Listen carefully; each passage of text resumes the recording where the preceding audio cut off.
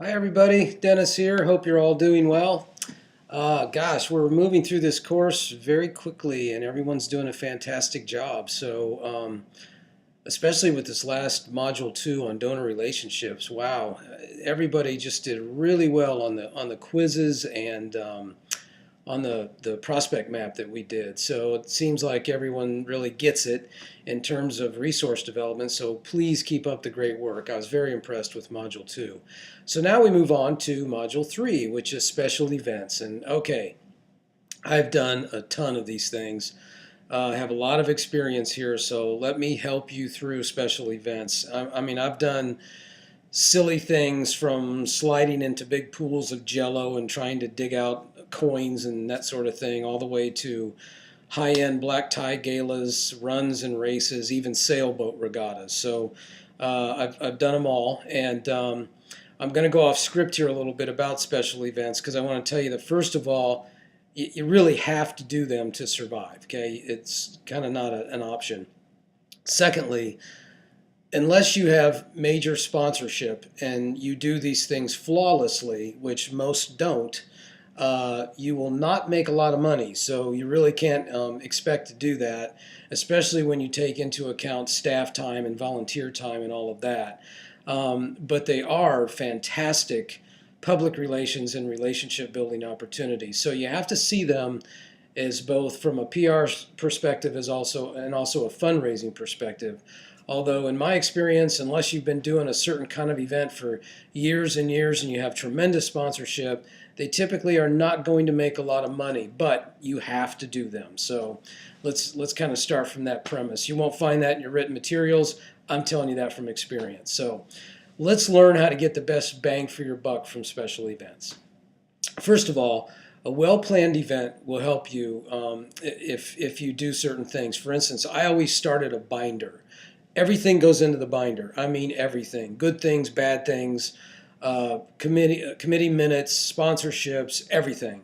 So that if you all leave after the event, then the organization has a starting point and people have something to look at to get going with. So also get volunteers, especially the ones that are very creative and very organized.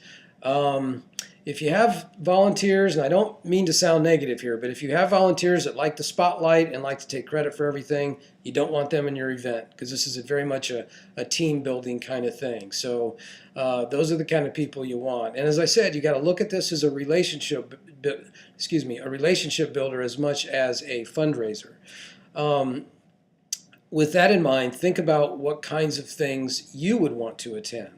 Things that are fun and not boring, that don't leave you broke at the end of the day, that sort of thing. And also look at things that would bring new people into your organization. So, fun is always good. New, not been done before kind of things.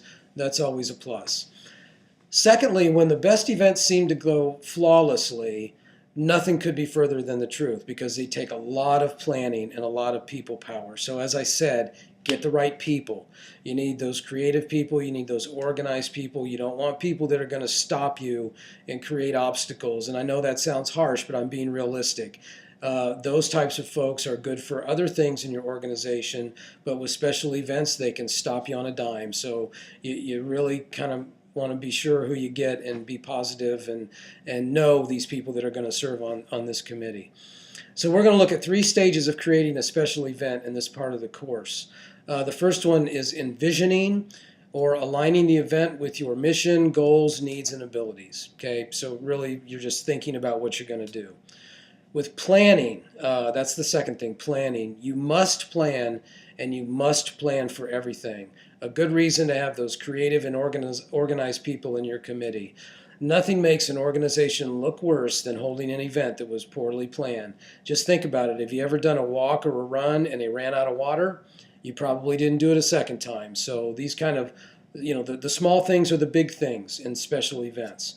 And then publicizing. It's very, very important to publicize. So if you can, get a public relations person, volunteer up front, or a news person, somebody like that that can help you with press releases and getting the story out and those sorts of things.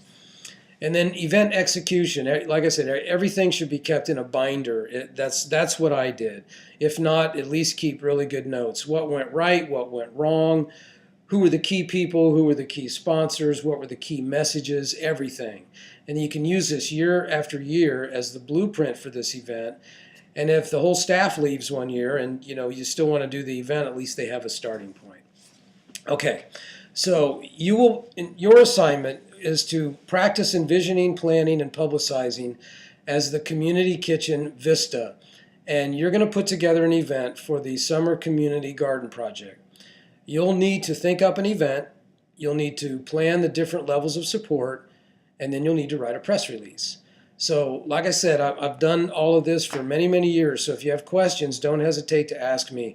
Events can be tricky, but they can also be very fun. So be creative, be careful, especially with your planning, and have a lot of fun at this. So, and as always, if you have any questions or need anything, you know where to reach me by email. And if you want to chat, I'm always available on Skype. So thanks, everybody. Good luck, and we'll talk to you later. Bye-bye.